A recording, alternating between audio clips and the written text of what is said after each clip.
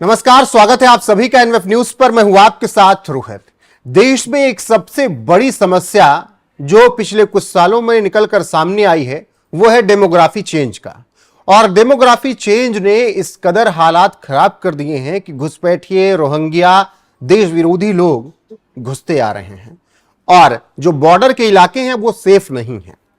ऐसे में जब पहलगाम आतंकी हमला हुआ तो उसके बाद से ही लगातार तमाम सरकारों ने अपने अपने प्रदेश में सर्च ऑपरेशन चलाया ऐसे देश विरोधी लोगों को ढूंढने के लिए। फिर ऑपरेशन सिंदूर शुरू हुआ तो ऑपरेशन सिंदूर के तहत जम्मू कश्मीर और ऐसे आतंकवादियों को ठोका जा रहा है जो कि भारत को दहलाने की साजिश रच रहे हैं।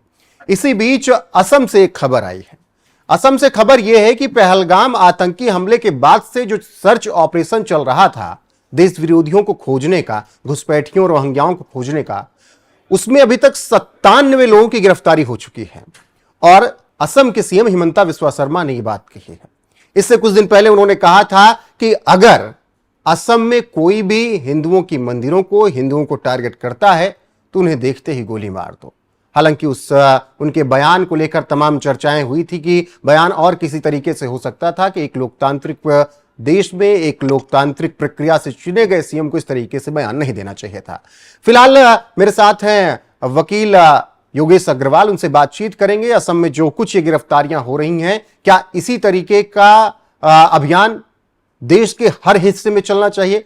किस प्रदेश में किसकी सरकार है ये सब नहीं देखा जाना चाहिए और हर जगह इस तरीके के अभियान चलने चाहिए और देश विरोधियों को पकड़ा जाना चाहिए? जी देखिए रोहित जी, आप बिल्कुल ठीक कह रहे हैं। जो ये असम के अंदर हेमंत बिस्वा ने शुरू करा, हमारे जो सीएम है, जो उन्होंने एक अभियान चलाया है देश विरोधियों को पकड़ के उनको निस्ते नाबूद कर देने का। चाहे उसके अंदर उन्होंने एक बयान दिया कि अगर इस तरह का कोई भी पर्सन आइडेंटिफाई होता है तो उसकी टांगे तोड़ दी जाए। गोली मारने का आई थिंक उनका वो नहीं था, टांगे तोड़ने के लिए उन्होंने बोला था। और उस पूरे जो उनका बयान था उसको बहुत तरीके से ट्रोल भी किया गया है। लेकिन ये देखिए, हमारे देश के अंदर अगर कोई देश विरोधी ताकत आकर के काम कर रही है तो उसको गोली भी मार दी जाए तो उसके अंदर गलती क्या है?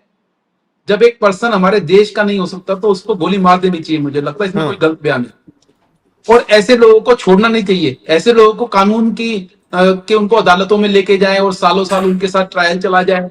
जब एक पर्सन दिख रहा है, वो दिख रहा है कि पहलगाम के आतंक में उसका कनेक्शन है, अब उसको ट्रायल की जरूरत नहीं है। मुझे लगता है ऐसे लोगों को तो इमीडिएटली खत्म कर देना चाहिए। वहां पर 26 बेगुनाह लोग मारे गए हमारे, जिनका कोई लेना देना नहीं था, जो खाली पर्यटक थे, जो वहां पर घूमने गए थे। ऐसे मासूम लोगों को, जिसके अंदर बच्चे भी इंक्लूड थे, जब ऐसे लोगों को, मासूम लोगों को मारा गया तो आपको लगता है ऐसे कनेक्शन में निकले गए देशद्रोहियों के लिए क्या कानून के तहत कोई केस चलाने की जरूरत है हमारे देश में? ऐसे लोगों को तो इमीडिएटली बीच रोड पे मार देना चाहिए। ठीक है, कोई गलत बात नहीं बोली थी। ठीक है, लेकिन अब उसी में हिमंता बिस्वा शर्मा ने यह कहा योगेश जी कि हिंदू विरोधियों के खिलाफ कार्रवाई लगातार असम में जारी है। 97 देश विरोधी और हिंदी विरोधी अब तक जेल भेजे जा चुके हैं पिछले कुछ दिनों में। और उन्होंने कहा कि हिंदू धर्म को लेकर जो भी आपत्तिजनक तरीके से बात करेगा उसके खिलाफ इसी तरीके से कार्रवाई होगी। इसमें कुछ गलत है? बिल्कुल कुछ भी गलत नहीं है। देखिए, अगर कोई हमारे देश में रह रहा है, हिंदुस्तान में रहता है और हिंदू विरोधी कोई काम करता है, हमारा देश हिंदुस्तान है, यहाँ पर अगर हम हिंदुओं की पहचान को खत्म कर देंगे, अगर इस तरह के कानून नहीं लाएंगे और इस तरह का प्रशासन शक्ति नहीं दिखाएगा तो धीरे धीरे धीरे जो ये गजवा ईंधन का जो इनका नारा है 2047 का, ये पूरा हो जाएगा। आज हमारे देश में हर प्रदेश को सीएम हेमंत बिस्वा जैसे ही सीएम नेता चाहिए जो बैठ करके सख्त कानून को पालन कराए। और वहां पर देखिए, अगर कोई भी पर्सन देश विरोधी कार्यवाही में पाया जाता है या हिंदू धर्म के खिलाफ कुछ बोलता है तो उसके खिलाफ इमीडिएटली एक्शन होना चाहिए। और एक्शन भी इतना सख्त होना चाहिए कि आने वाले लोग जो उसको देख रहे हैं उस एक्शन को देख करके घबराएं ऐसी हरकत करने से पहले। क्योंकि एक्शन खाली एक आदमी के साथ नहीं होता है जी। वो एक मैसेज देता है अपने पूरे समाज को कि देखिए, अगर हमने कोई भी देश विरोधी घटना करी या कोई भी हमने हिंदू धर्म के लिए कुछ भी बोला तो हमारे साथ भी ये होगा जो इस पर्सन के साथ हो रहा है। तो मैं सीएम हेमंत बिस्वा जी का जो ये पूरा प्रण है और जिस तरीके से इनका कार्यकलाप है, मैं इसके साथ हूं। इसमें कोई भी गलत काम नहीं है। और मुझे लगता है हमारे देश में जितने भी प्रदेश हैं, चाहे वो बाबा हमारे सीएम योगी हो, चाहे वो रेखा गुप्ता जी हो, मुझे लगता है सबको इसी तरीके से काम करना चाहिए, क्योंकि हमारे देश में घुसपैठ बहुत ज्यादा बढ़ चुका है आज की डेट में। बिल्कुल, और 97 घुसपैठियों को लोगों साथ के के जाना, पकड़ने जब पे आप कुछ नहीं घुसपैठ होगा। का जिक्र कर रहे हैं योगेश जी, तो फिर जिक्र होने लगता है डेमोग्राफी चेंज का। बॉर्डर के जो इलाके हैं, बॉर्डर के जो प्रदेश हैं, उनकी डेमोग्राफी पूरी तरीके से बदल चुकी है। आप वो चाहे असम में देख लीजिए, आप गुजरात के जाइए, तमाम हिस्सों में इस तरीके से घुसपैठ करके लोग बैठ गए हैं, उत्तराखंड में ऐसे लोग हैं। तो ये डेमोग्राफी जो चेंज है वो तो बहुत बड़ा खतरा दिखता ही है, उसका अभी से उसका निस्तारण होना चाहिए। जी बिल्कुल, और निस्तारण पूरे युद्ध स्तर पे होना चाहिए। मैं कह रहा हूँ 97 लोगों को नहीं, अगर इसके अंदर 9700 लोग भी हो और 97,000 लोग भी हो तो सबके खिलाफ कार्रवाई होनी चाहिए।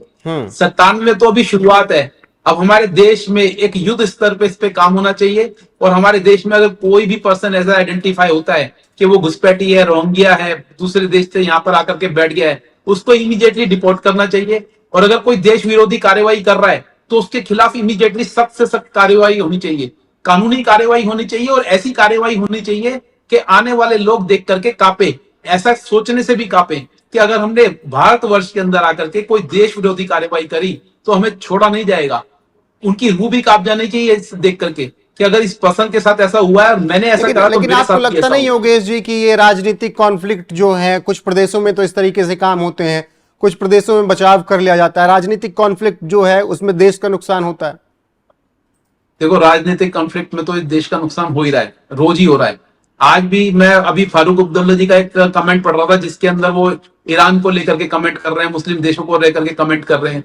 क्या हो रहा है हमारे देश के अंदर? आप अपने देश की बात कीजिए ना, आपको ईरान की चिंता है, अपने प्रदेश की कोई चिंता नहीं है।